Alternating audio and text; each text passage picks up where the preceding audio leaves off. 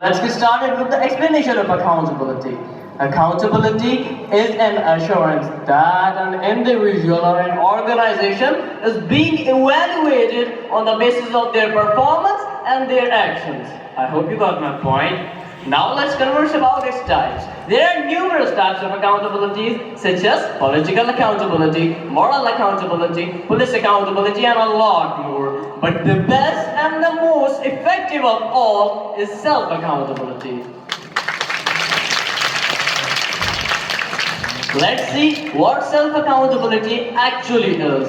Self-accountability is all about accepting your mistakes and being responsible for something that you have done without blaming others.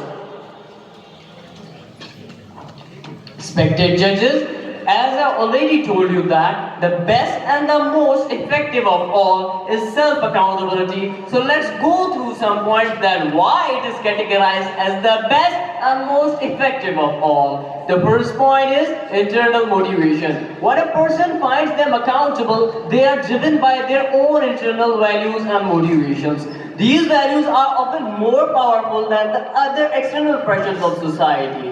Second thing, leadership abilities. When a person is accountable, they are most likely to show leadership abilities because they set an example for others. They influence and inspire people around them. Third thing, self-improvement.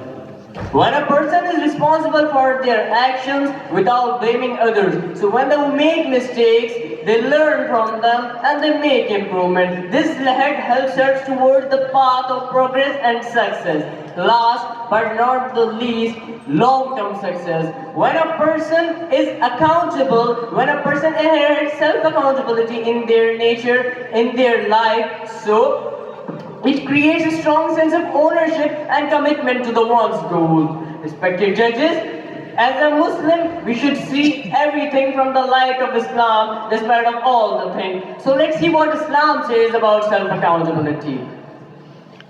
Self-accountability plays a significant role in the character building of Muslims and also encourages us to follow the main principles of Islam, such as Tawbah, Taqwa, and Qiyamah. Taqwa, God's consciousness. We Muslims are always encouraged to develop taqwa in ourselves because it is a heightened awareness of God's presence.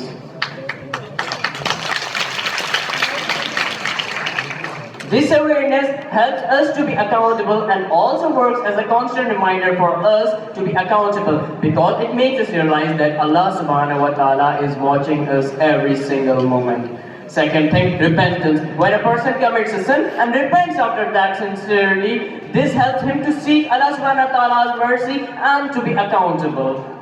Third thing, Qiyamah, the day of judgment. Mr. President, as a Muslim, we all believe in the day of judgment. The day when all the actions will be recorded. The day when we have to give the answer for our deeds, either they are good or they are bad. This also works as a constant reminder for us to be accountable because we have to give answer for our deeds.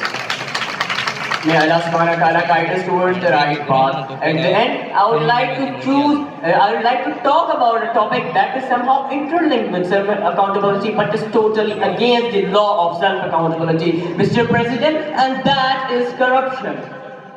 It is not wrong to say that corruption is the root cause of all the major problems that a nation usually faces. And it is also not wrong to say that corruption gives birth to all the ills and evils. It is the mother of all the major problems like negating meritocracy and favoritism and nepotism.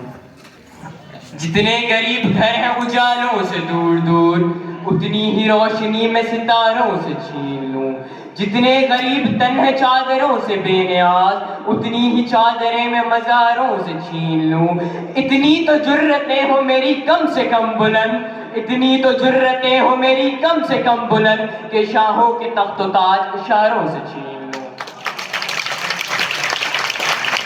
I am so grateful that you gave me your patience, time, and you heard my thoughts. Thank you so much.